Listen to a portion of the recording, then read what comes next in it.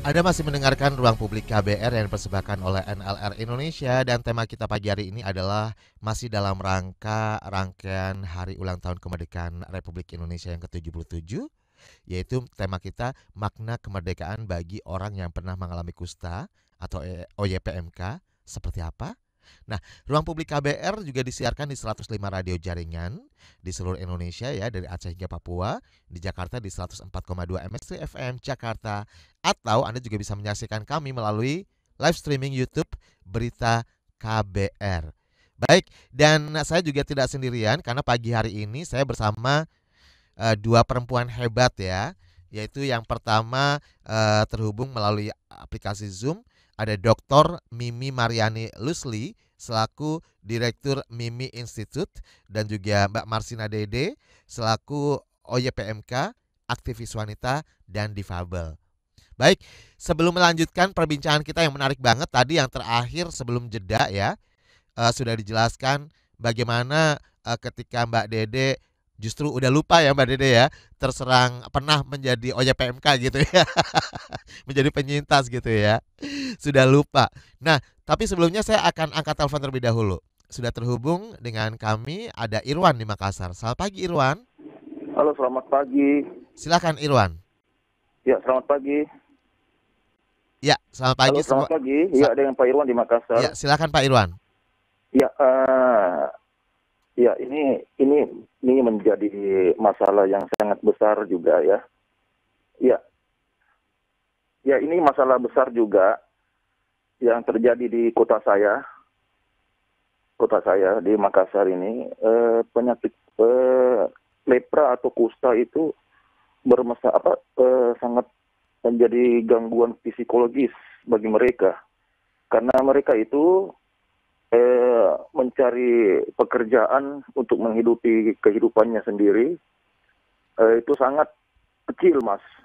Jadi pemerintah setempat tidak memperhatikan secara pendekatan persuasif kepada mereka sehingga mereka untuk kembali ke masyarakat itu sangat minim. Oke. Jadi yang saya mau tanyakan apa yang harus dilakukan pada mereka yang terkena kusta selama ini bisa diterima oleh masyarakat dan lingkungannya sendiri. Baik. Ya, itu makasih Mas, makasih sementara. Terima kasih Pak Irwan di Makassar. Iya, terima kasih. Assalamualaikum. Waalaikumsalam. Pertanyaannya bagus banget ya. Mungkin bisa langsung ditanggapi oleh Mbak Dede.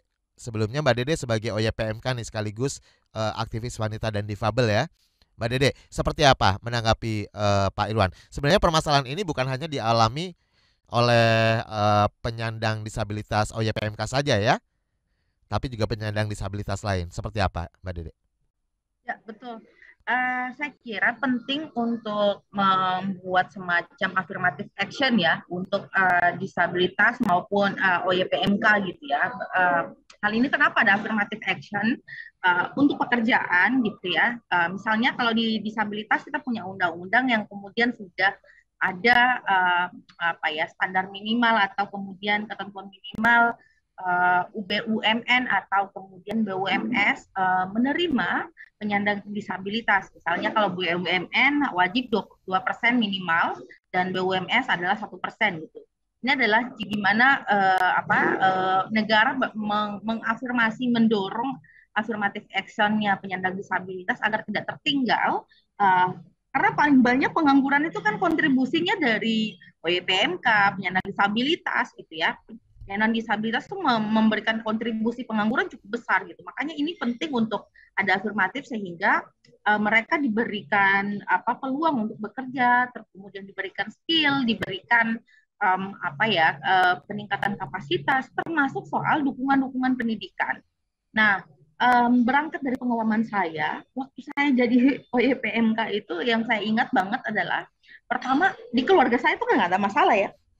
Dukungannya sangat sangat kuat gitu. Orang tua saya nggak ada masalah ketika saya minum obat selama 2 tahun ya. Zaman Orde Baru itu obatnya diminum 2 tahun dan setiap hari Jumat disuntik.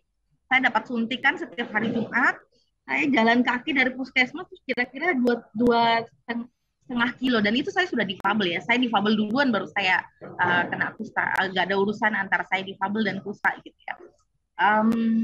Ketika itu jalan jauh gitu ya. Ini soal layanan juga, ini penting nih. Nah, dapat dukungan dari keluarga yang cukup lumayan, ada rangkulan, ada pelukan yang membuat saya, ini masalah apa sih, kecil banget gitu menurut saya gitu, sehingga karena itu ada pelukan hangat dari keluarga untuk mendorong saya, lu perubahan kulit lu tuh nggak ada masalah say gitu. Jadi papa menguatkan, mama menguatkan, keluarga menguatkan. Tapi satu langkah saya keluar dari rumah, saya kemudian mendapatkan stigma. Saya teman-teman sebaya, waktu itu saya masih anak-anak ya, dibully itu, pertama dibully karena difabel itu udah saya makanan makan sehari-hari ya. Makanan sehari-hari, dibully karena difabel karena saya difabel duluan gitu ya. Tiba-tiba saya kulitnya jadi hitam, terus ada beberapa tempat yang kulit yang kemudian dibilang lepra, mencolok dan lepra gitu kan. Ketika biasa main sama teman-teman yang tadinya main bareng, tiba-tiba teman-teman pada menjauh, tutup pintu, mereka main di satu rumah yang kita sering datang bareng. Saya yang tidak boleh masuk rumah itu, saya disuruh pulang gitu. Bahkan ketika ke sekolah, saya malah diusir oleh guru saya.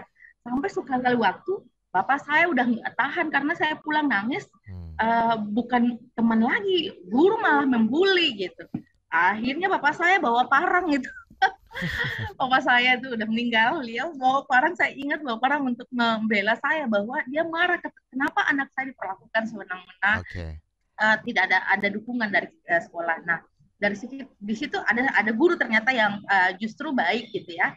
Nah, saya melihat stigma ini jika kalau misalnya terus dilestarikan bahkan di dunia kerja tetap masih ada, tentu saja bakal akan lama bagaimana pemulihan penyandang disabilitas dan kusta ini di masyarakat, di sosial. Untuk kembali ke masyarakat semakin terhambat karena ya. Integrasi ini kan satu hal yang paling penting adalah dia tidak harus nanti sudah pulih benar gitu. Reintegrasi ini, proses ini harus dilakukan dengan bagaimana satu, ada keluarga yang kemudian terus memeluk mereka, maksudnya memberikan dukungan. Yang kedua, ketika dia usia sekolah, maka berikanlah pendidikan yang layak buat dia gitu.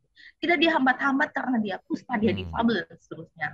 Terus yang ketiga adalah ketika dia di masyarakat, libatkanlah dia gitu. Nah, ini bagaimana masyarakat itu menerima, bukan kemudian menyalahkan lu kusta, lu difabel, lu harus bersosialisasi dong gitu ya. Di masyarakat kita kan yang kemudian ditunjuk untuk harus menyesuaikan diri adalah orang yang mengalami atau penyintas itu ya. Tapi sosial ini sendiri tidak kemudian berbenah untuk membuat ini. Nah, yang bisa memaksa sosial untuk berbenah tentu saja negara kita ya. Yang bisa memberikan melalui regulasi-regulasi, melalui edukasi-edukasi dan sosialisasi. Saya kira dengan program-program yang kemudian memberikan affirmative action gitu ya. Itu jadi implementasi dan pengawasannya seperti yang dikatakan oleh dokter tadi ya, bahwa ini memang harus dioptimalkan ya. Betul, affirmative action saya kira penting tuh. 2% misalnya di disabilitas, saya kira itu harus juga dilakukan di teman-teman. Siap. Sebelum ke Dr. Mimi, saya akan mengangkat telepon kembali dari Pariaman. Kalau tadi dari Makassar, sekarang ke Pariaman. Halo, ada Edi. Selamat pagi. Udah Edi. Selamat pagi. Silakan. Ini tentang untuk untuk mensosialisasikan gitu. Ya, ada pertanyaan apa ya? Udah Edi, silakan. Tentang mensosialisasikan supaya itu masyarakat tidak takut, kita bisa menerima dengan cepat. Nah, bagaimana cara solusinya supaya itu cepat ditanggulangi gitu? Baik. Terima kasih Edi di Pariaman. Ya, selamat pagi. Terima kasih. Jadi menanyakan bagaimana nih sosialisasi agar terus ditingkatkan kepada masyarakat supaya masyarakat juga secara sosial gitu ya bisa mendukung para OYPMK dan juga penyandang disabilitas lain untuk kembali ke masyarakat dengan mudah. Baik, dan nanti akan ditanggapi setelah jeda Dr. Mimi dan juga tentunya Mbak Dede. Tahan dulu ya, tetap standby ya. Mohon maaf loh, Dokter Mimi belum sempat menanggapi tapi harus jeda iklan terlebih dahulu. Gak apa-apa ya Dokter Mimi ya. Tetap di ruang publik KBR hingga pukul 10 nanti dan saya punya 5 e-wallet untuk 5 pertanyaan yang akan kami pilih untuk mendapatkan masing-masing e-wallet Rp100.000.